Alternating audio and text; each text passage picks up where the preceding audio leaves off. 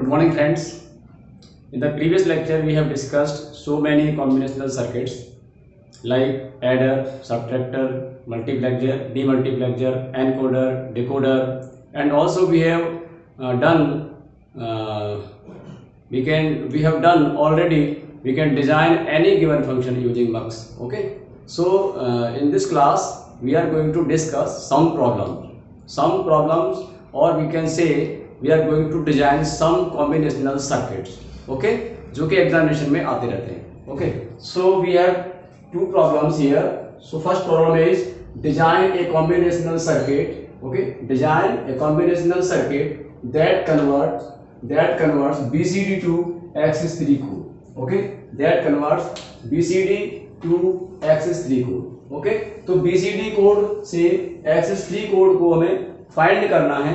उसके लिए हमें एक कॉम्बिनेशनल सर्किट यूज करना है, डिजाइन करना है. Okay, so how can we do it? So first of all मैंने आपको बताया था कि सबसे पहले ट्रुथ टेबल बनाएंगे. कोई भी टास्क आपको गिवन है, ठीक है, कोई भी टास्क आपको गिवन है जिसके लिए कि आपको लॉजिक फंक्शन डिजाइन करना है, एक लॉजिक डिवाइस डिजाइन करनी है आपको. उसके लिए उस टास्क के लिए वो टास्क का जो बिहेवियर है उसके अकॉर्डिंग आपको पहले वो बिहेवियर को ट्रुथ टेबल में कन्वर्ट करना होगा. ओके, सो हमारा बिहेवियर क्या है कि BCD को एक्सिस 3 कोड में कन्वर्ट करना है. Now we will convert this behaviour in the form of a truth table. Okay, so truth table input पे क्या होगा? BCD होगा. इनपुट पे क्या होगा? BCD होगा. ठीक है, BCD कोड होगा. और आउटपुट पे क्या होगा? आउटपुट पे क्या होगा? एक्सिस 3 कोड होगा.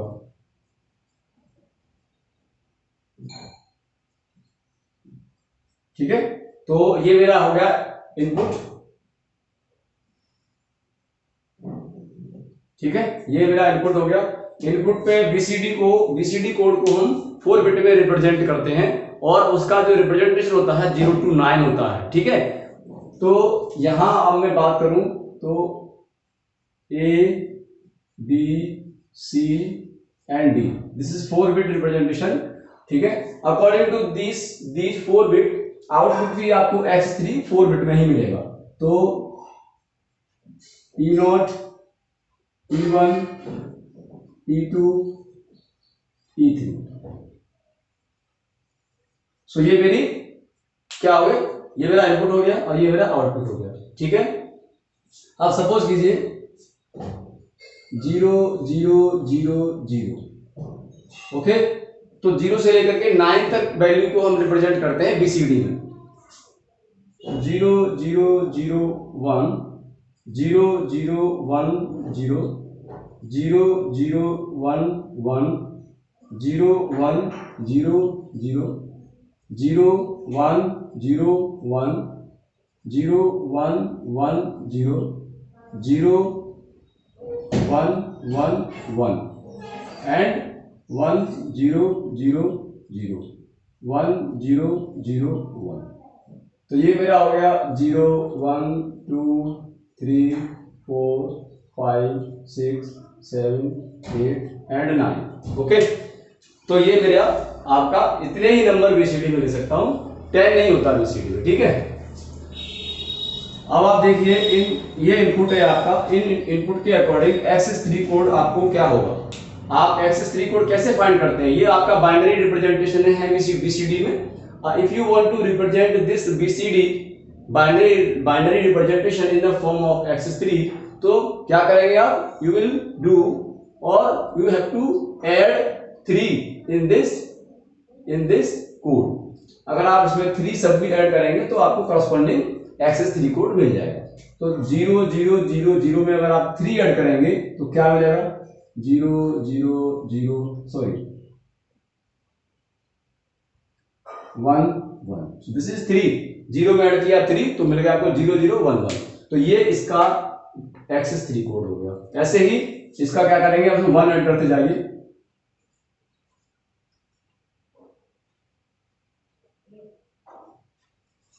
वन ऐड करते जाइए, करस्पॉन्डिंग कोड मिलता जाएगा.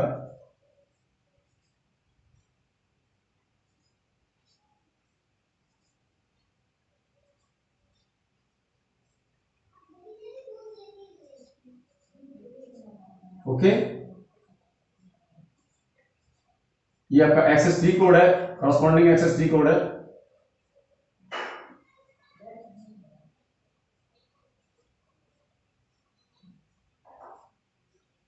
ये 9 का कॉरस्पॉन्डिंग कोड ये 12 आ रहा है 101, ठीक है। तो ये आपका ट्रुथ टेबल आ गया, ये आपका ट्रुथ टेबल आ गया।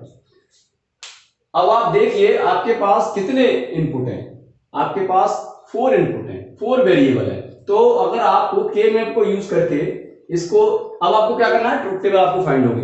अब ट्रुथ टेबल से आपको जितने भी आउटपुट हैं उनके लिए आपको लॉजिकल फंक्शन डिजाइन करना है, लॉजिकल फंक्शन को फाइंड आउट करना है, यानी कि लॉजिकल एक्सप्रेशन को फाइंड आउट करना है। उसके लिए आप बूलियन अलजेब्रा, के मैप, बहुत सारे टेक्निक्स आपने स्टडी कर रखी है। तो यहाँ 4 इनपुट है, तो हम क्या करेंगे, के मैप को यूज करके हर एक आउटपुट के लिए एक लॉजिकल एक्सप्रेशन फाइंड आउट कर लेंगे। वो भी कैसा होगा, मिनिमाइज। ओके, तो हमारे पास में output E0, E1, E2, E3 4 output है, तो चारों के लिए हमें 4 के मैप बनाने होंगे और चारों से फंक्शन मिलेगा, ठीक है। लेकिन अब यहाँ पे 4 इनपुट है, अकॉर्डिंग टू 4 इनपुट, तो हमारा जो के मैप बनेगा वो कितने का बनेगा, 16 का, ठीक है, क्योंकि 16 का है। लेकिन बाकी की तो यहाँ वैल्यू है नहीं, 9 तक तो दे रखी है, इसके बाद तो वैल्यू है नहीं। तो आपको देखना ये है कि 10 से लेकर के और 15 तक का जो कॉम्बिनेशंस हैं उन पे आपको क्या लेना है, don't care condition, don't care condition, ठीक है।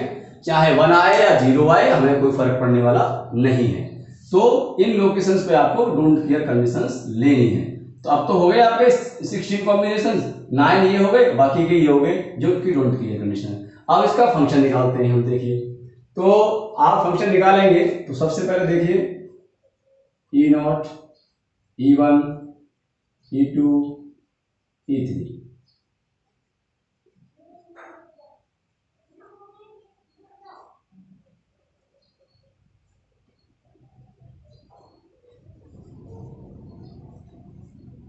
देख लेते हैं E0 कहां कहां बने, 0, 2, 4, 6, 8, 8,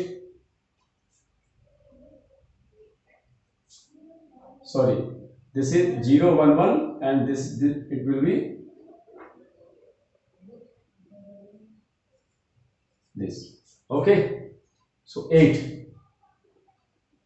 तो इतनी लोकेशन पे आपका 0, 2, 4, 5, 6, 8, 0, 2, 4, 5, 6, 8, ये वो लोकेशन है जिन पे आपका 1 गिवन है। इसके लिए E0 के लिए। अब ऐसे E1 देख लीजिए,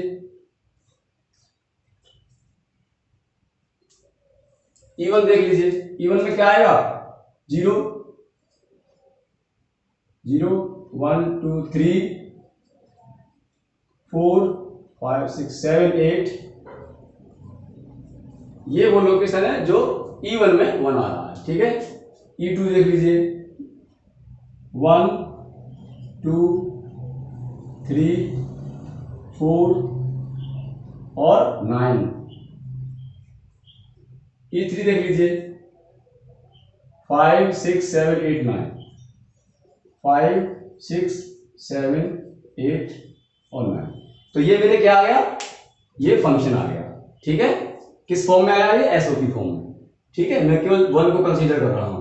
अब मुझे क्या करना है, इन सभी फंक्शंस को मिनिमाइज करना है यूजिंग के मैप, ठीक है। तो आपको E0, E1, E2, E3 चारों का आपको मिनिमाइज लॉजिकल एक्सप्रेशन मिल जाएगा और फिर उसको क्या कर लेंगे, डिजाइन कर लेंगे। तो आपको करना क्या है, E0, E1, E2, E3 इन चारों के लिए आपको 4 के मैप बनाने हैं। तो मैं आपको एक बना के दिखा रहा हूं।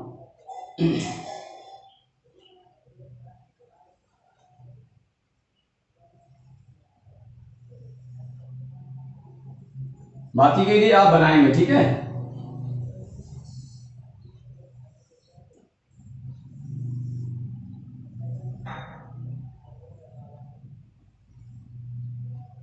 तो ये है आपका A B C D 0 0 0 1 1 1 1 0 0 0 0 1 1 1 1 0।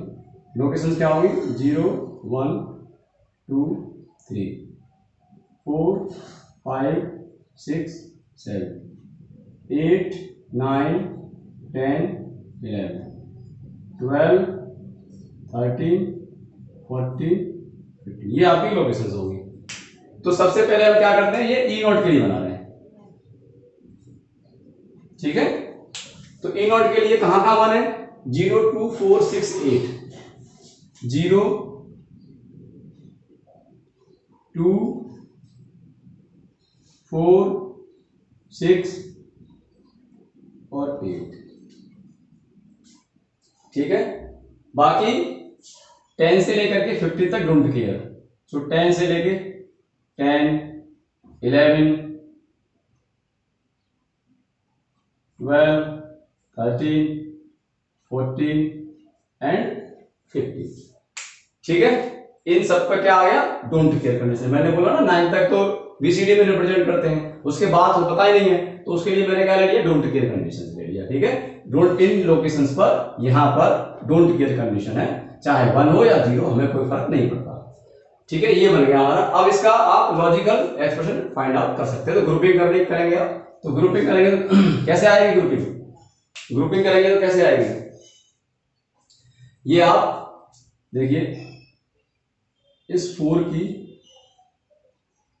और इस 4 की ग्रुपिंग कर सकते हैं। मुझे सारे 1 कवर करने यूजिंग डोंट केयर कंडीशन, ठीक है। तो एक ही ग्रुप बन रहा है मेरा, तो देख लीजिए हॉरिजॉन्टली तो कुछ भी इसमें कॉमन नहीं है, 0 0 0 1 1 1 1 0 कुछ भी कॉमन नहीं है। लेकिन यहां और यहां देखिए आप, इसमें और इसमें देखिए आप क्या कॉमन है 0 दिस 0 दिस 0। तो क्या है ये डी बार, क्या है आपका ई नोट का फंक्शन डी बार, ठीक है।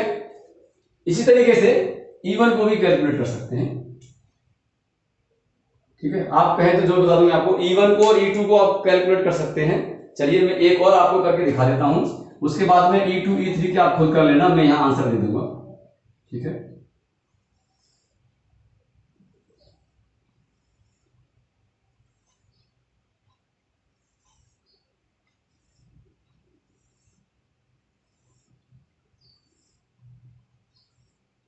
ये था मेरा E नॉट, ये है मेरा E1 A B C D, ठीक है। तो 0 0 0 1 1 1 1 0 0 0 0 1 1 1 1 0। लोकेशन मैंने यहाँ दे रखी है, तो कौन कौन सी लोकेशन है 0 3 4, तो 0 3 4 7 8, दिस वन इज 7 और दिस वन इज 8, ठीक है। इनका आपका 1 गिवन है, बाकी 10 11 12 13 14 15 इन पे क्या गिवन है ये डोंट केयर गिवन है, ठीक है। तो आप ग्रुपिंग बना लीजिए, तो ग्रुप बनाएंगे यहां पर, तो आपके 4 4 के 2 ग्रुप बन रहे हैं,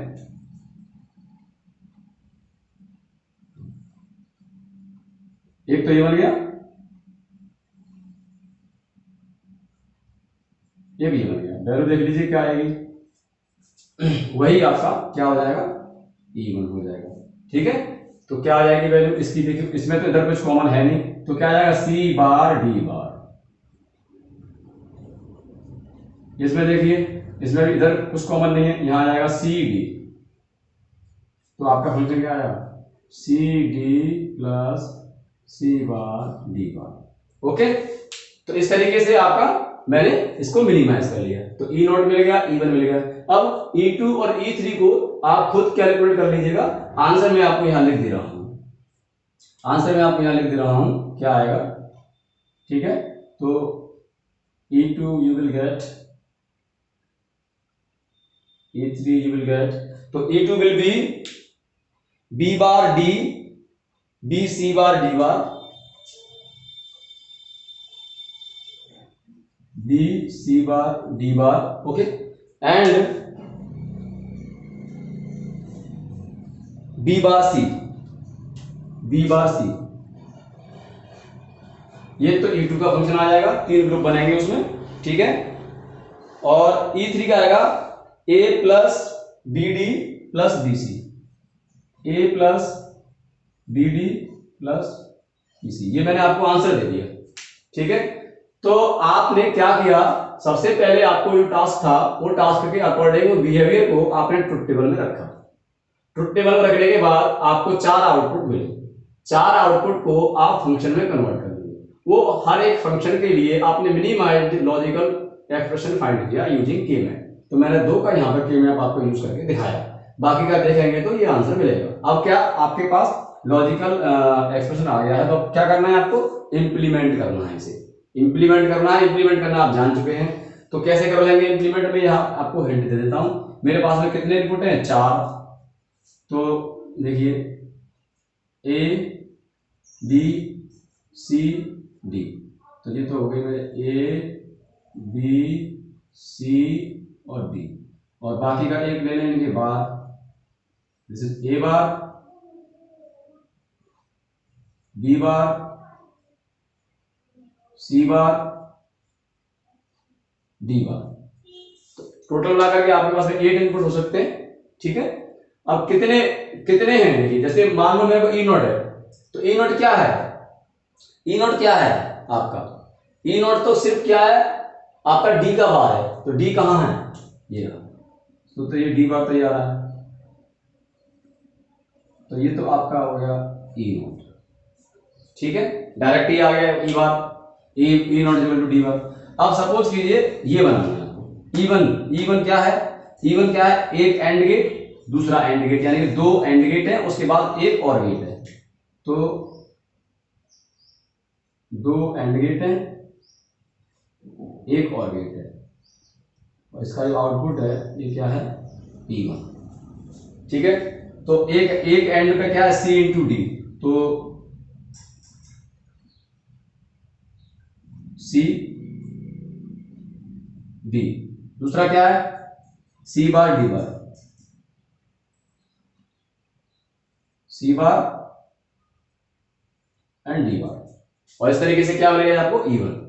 ऐसे ही बाकी ये जो फंक्शन है यहाँ कितने हैं, 1 1 2 3 एंड गेट है, उसके बाद ये सम करेंगे और गेट से, ठीक है। ऐसे यहाँ भी 3 एंड गेट है, इसको भी 3 एंड गेट पे लाने के बाद में फिर सम करेंगे और गेट से। तो इस तरीके से आपका 1 2 3 और फिर ये सम करेंगे ऐसे करके, तो ऐसे ये मिलेगा आपको E2। ऐसे ही 3 नैंड गेट बनाएंगे, फिर एक और गेट बनाएंगे, और उसका जो सम आएगा वो आपका होगा E3, और इनके कनेक्ट कर देंगे अकॉर्डिंग टू दिस। तो इस तरीके से आपका जो फंक्शन होगा वो आपका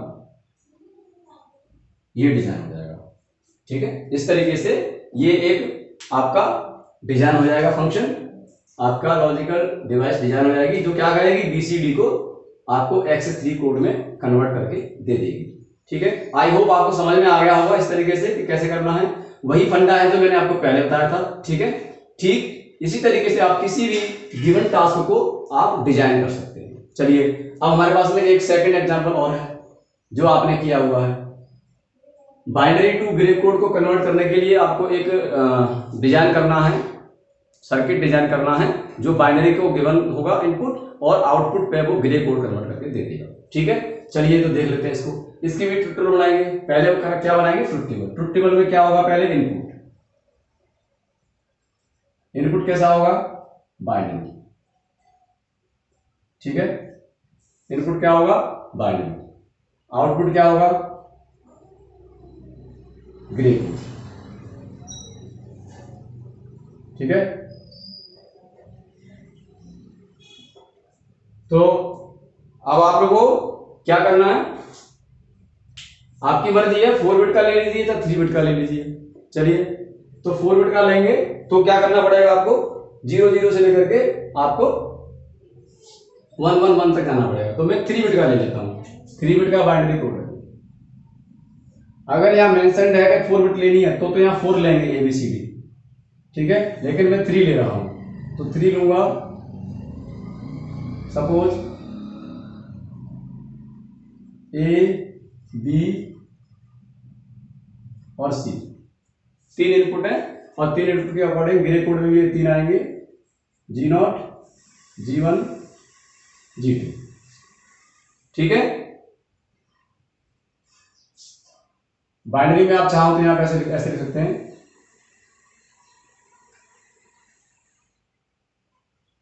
B0, B1, B2। ये आपका 3 बिट का बाइनरी नंबर है, 4 बिट का भी ले सकते हैं, कोई प्रॉब्लम वाली बात नहीं है।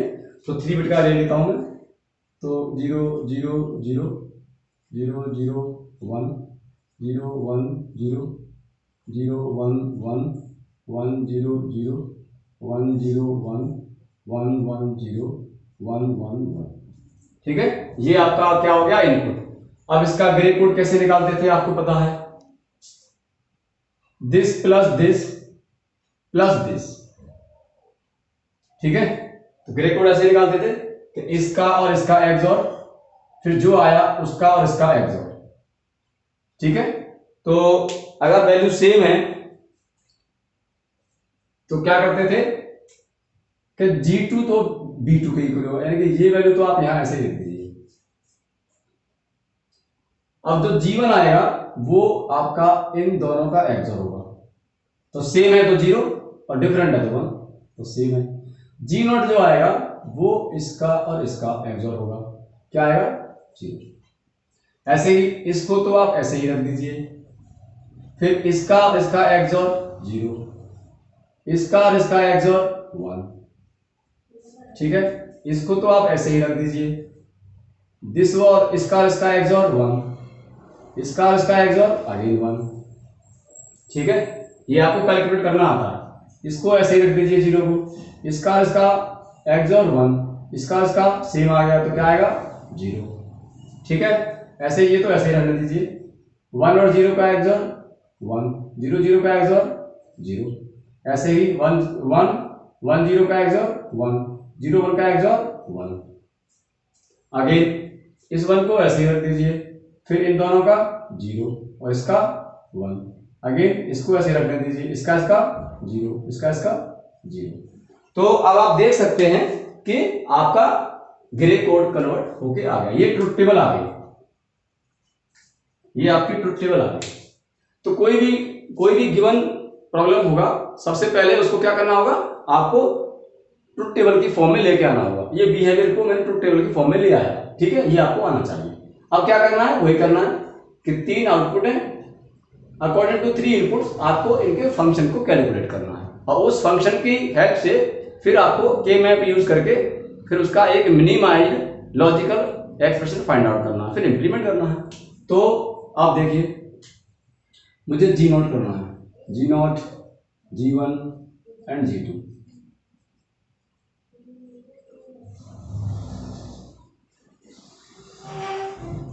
ठीक है।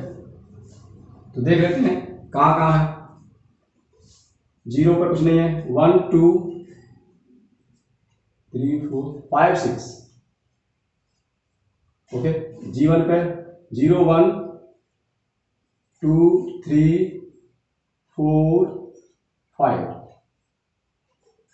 0 1 2 3 4 5 6 एंड 7। तो ये मेरा फंक्शन आ गया, ठीक है। अब क्या बनाएंगे, 3 के मैप बनाएंगे, 3 के मैप की हेल्प से इसको लॉजिकल एक्सप्रेशन को फाइंड कर लेंगे। तो कितना है ये, 3 बिट का है, तो 3 बिट का है तो मैं बना के दिखाता हूं आपको।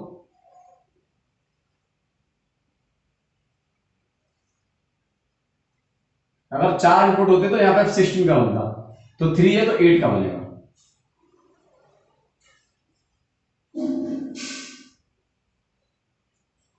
ये हो गया मेरा किसके लिए, G0 के लिए।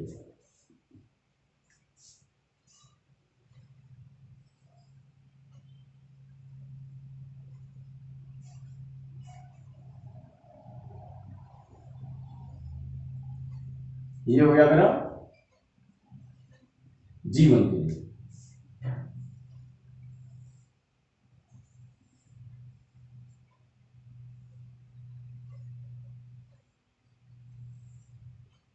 ये हो गया मेरा G2 के लिए, ठीक है।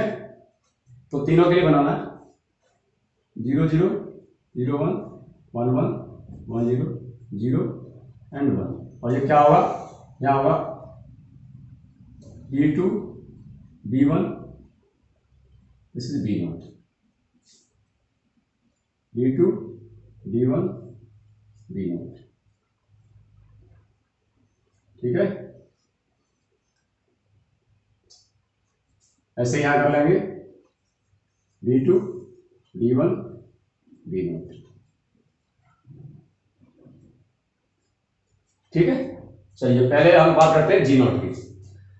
तो G0 में कहाँ है 1 2 5 6, तो 0 1 2 3 4 5 6 7, ये लोकेशंस हो गई। तो 1 2 5 6 1 2 5 6, ठीक है। इसका ग्रुप बनाएंगे तो G0 मिल जाएगा। तो ग्रुप बनाएंगे तो क्या बनेगा, एक तो आपका ये ग्रुप बन गया और एक आपका ये बन गया, ठीक है। इसको देखते हैं तो क्या कॉमन है इधर, B1 और ये B0 बार, तो B1 B0 बार, ठीक है। इसका देखते हैं, इसमें और इसमें क्या कॉमन है, इसमें और इसमें क्या कॉमन है, B1 बार और इधर B0, ये आपका G0 आ गया। इसको देख लेते हैं, इसमें कहाँ है 2 3 4 5, तो 2 3 4 5, तो इसमें तो सीधा सीधा बन जाएगा ये ग्रुप, ठीक है। तो यहाँ क्या आ जाएगा G1 का क्या हो जाएगा, इसको लेंगे तो ये तो वैरी कर गया, तो क्या आ जाएगा B2 बार B1, इसका क्या बनेगा B2 B1 बार, ठीक है। इसका देख लेते हैं, तो क्या है 4 5 6 7 4 5 6 7, तो इसमें क्या बन जाएगा 4 का बन जाएगा, ठीक है। इसमें क्या बन जाएगा 4 का बन जाएगा। तो 4 का बनेगा तो देखिए क्या आएगा, क्या आ रहा है, यहां से क्या कॉमन है B2, यहां से कुछ कॉमन नहीं है, ठीक है। यही आ गया फंक्शन आपका। तो ये आपका मिनिमाइज्ड लॉजिकल फंक्शन मिल गया आपको।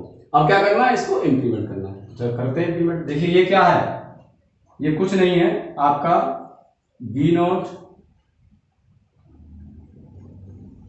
B1 और B0 का XOR है। ये क्या है B2 और B1 का XOR है, और ये कुछ नहीं, ठीक है। ऐसा होगा। अब कर लेते हैं। तो इनपुट क्या है मेरा B2 B1, ठीक है, B2 B1 B0। आउटपुट क्या है मेरा G2 G1 G0। चलिए तो देख रहे हो ना, B2 जो G2 है वो तो B2 ही है, तो यानी कि जो B2 है वो तो सीधा G2 आ गया, ठीक है। अब G1 देखिए, G1 B1 और B2 का XOR है, तो किस किस का B2 का और B1 का XOR है, ठीक है। सिमिलरली देखिए G0 क्या है, G0 B0 और B1 का XOR है,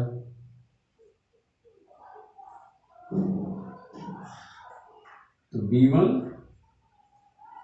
और B1 का XOR है।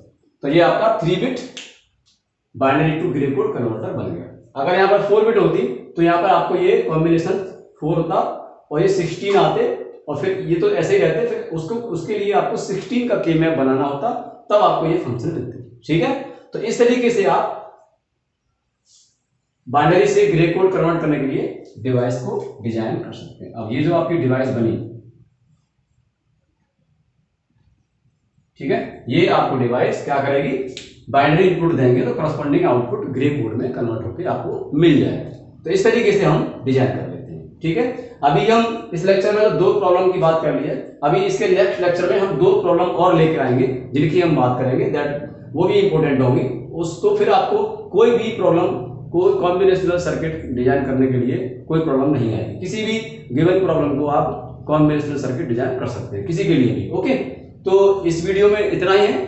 आप नेक्स्ट वीडियो में मिलते हैं नेक्स्ट 2 प्रॉब्लम्स के साथ में। Okay, thank you for watching this video.